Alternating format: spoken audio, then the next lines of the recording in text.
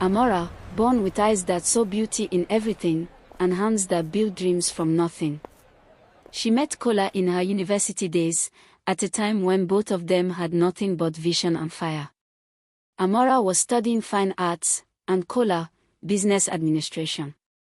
While others spent their days chasing parties, these two spent theirs planning the future.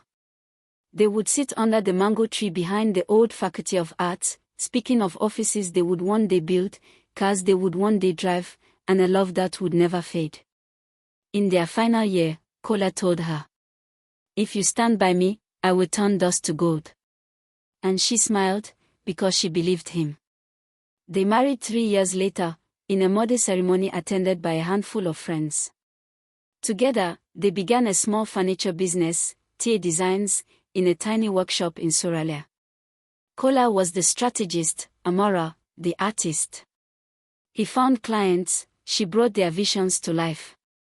By their 5th anniversary, the business had grown beyond what anyone imagined. They moved into a beautiful home in Lekki. Their furniture graced luxury hotels and government buildings. Kola became the face of the company, while Amora worked quietly in the background, her heart content because they shared everything: dreams, success, and laughter. But there was one thing they could not share. One thing their wealth could not buy: a child. At first, it didn't bother them. They were still young, still building. But as the years passed, family members began to whisper. Church members began to pray special prayers. And Amora's nights began to grow longer. 3 times, she conceived. 3 times, she lost the pregnancy before her body could carry it full term. Each miscarriage was a storm that left her weaker, her soul more fragile. When the doctor finally told her that her womb had become too damaged to carry another child, she sat in silence. She didn't cry. She simply stared at the white hospital walls as if searching for a reason to keep breathing. "Your eggs are healthy," the doctor said gently. "But your uterus cannot hold a child anymore. If you wish, you can have a baby through a surrogate." Kola held her hand as they left the hospital. He was calm, but inside, his pride was cracking.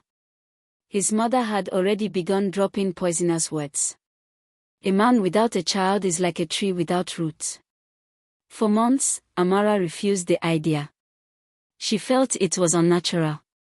How could another woman carry her husband's child?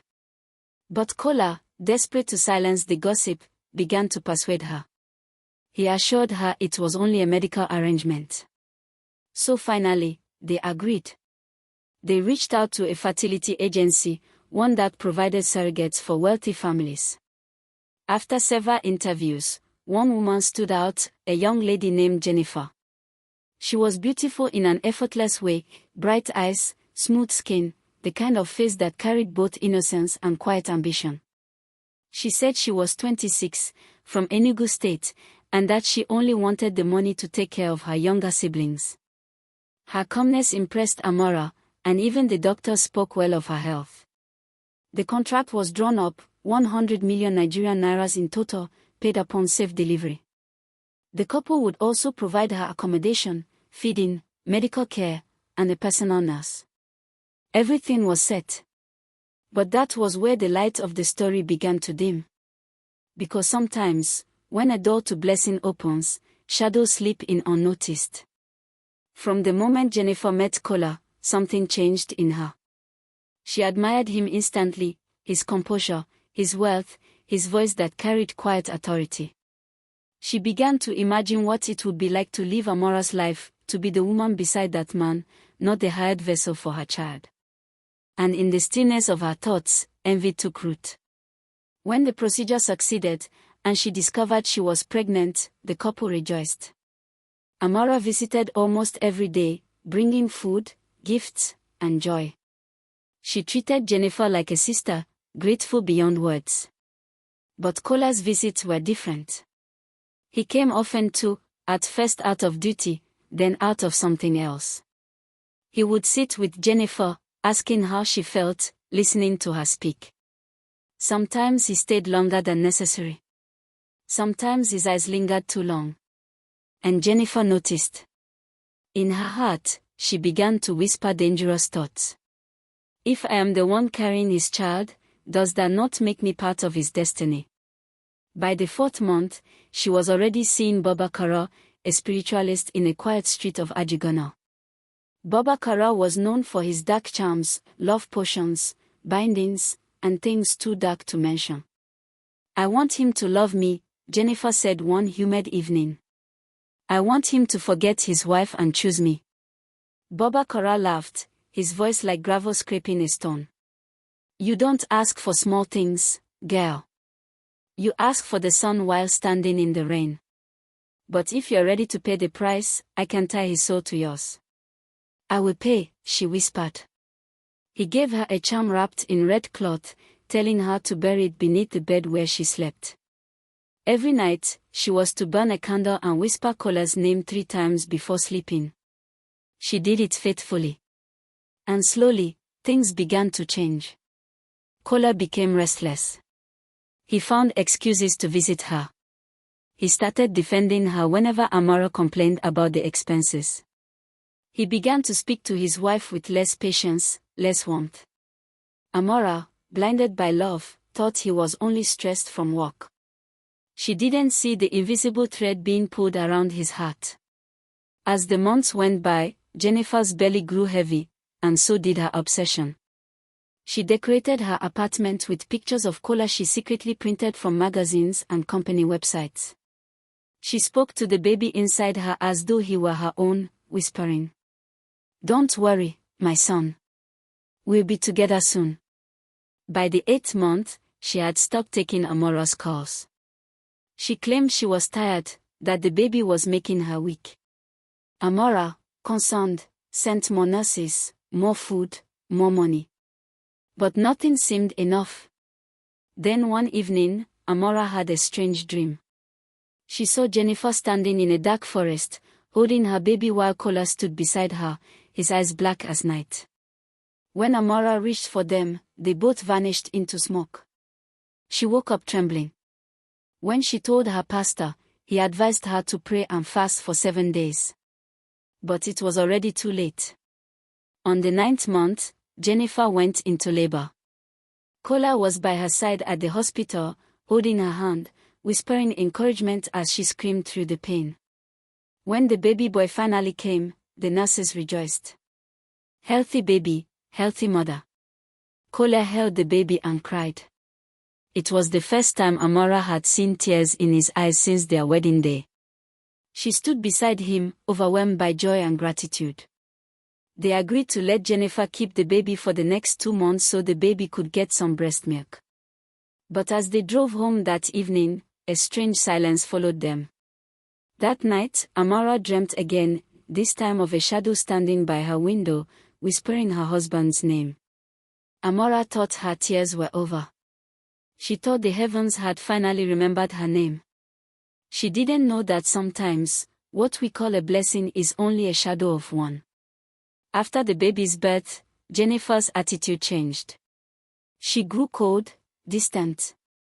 When the nurses came for their daily checkups, she sent them away.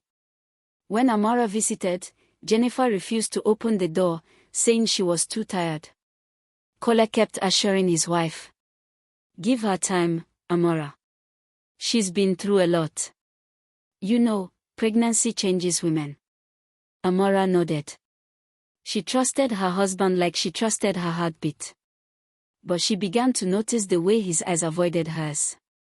How he now spent late nights at work or attending to projects.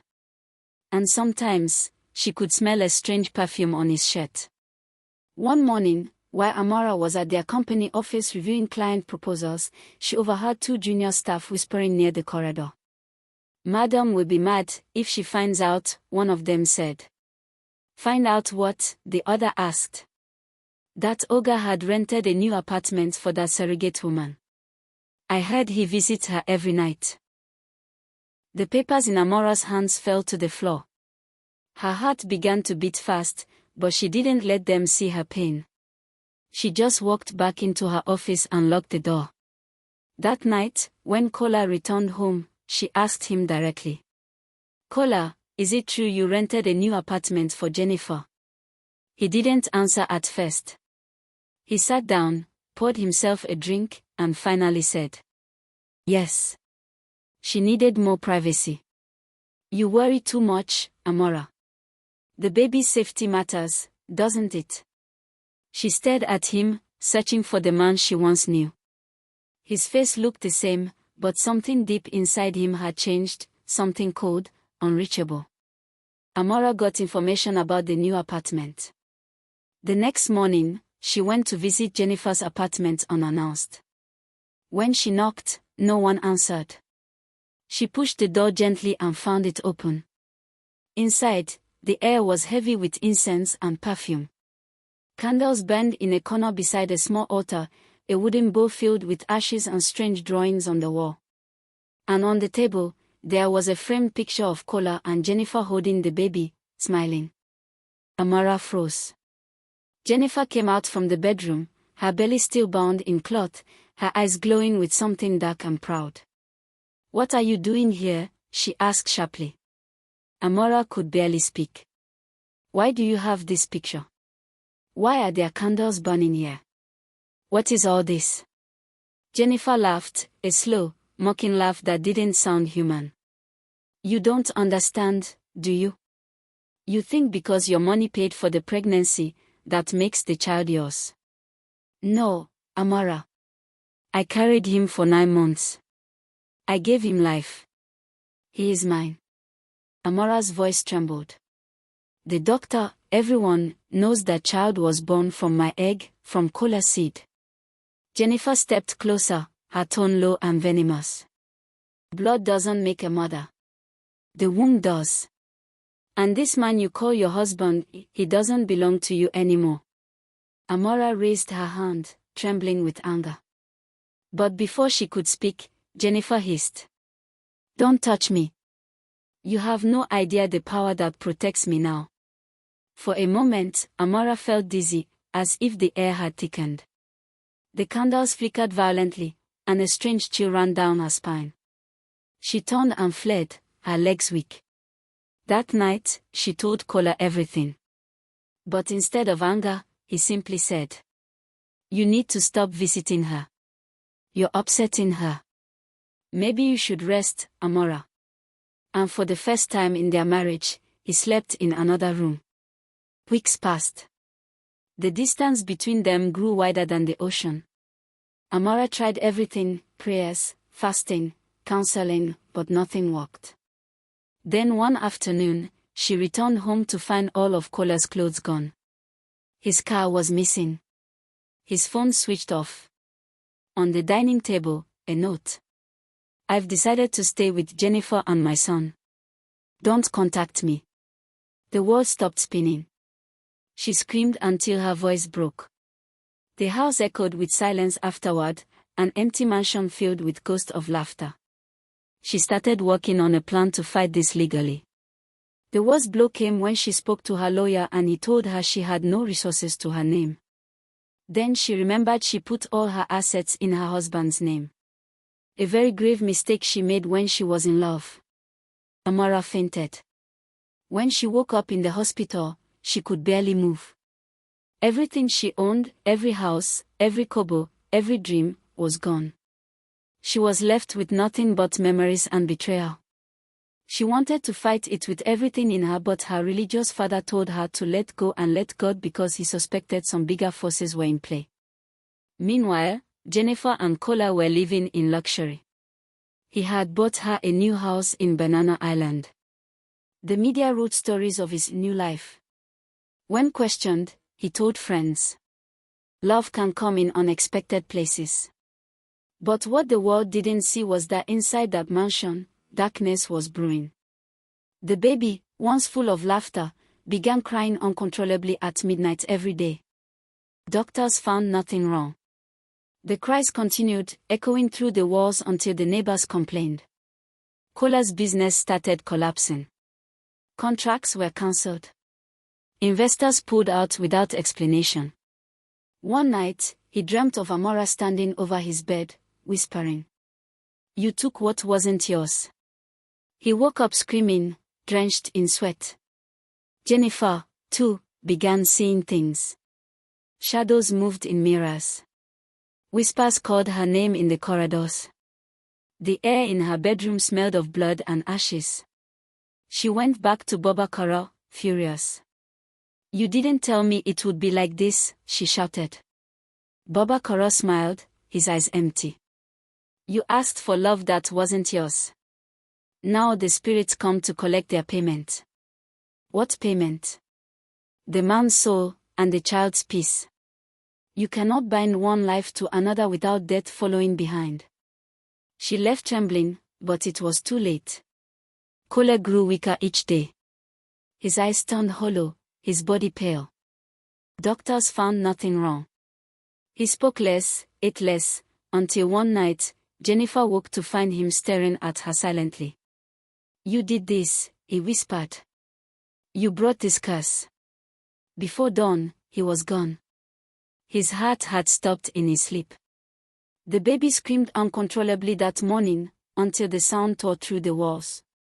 Neighbors rushed in and found Jennifer sitting on the floor, rocking back and forth, muttering Kola's name over and over. Her eyes were blank. Her hair disheveled. She had gone mad. Word spread quickly.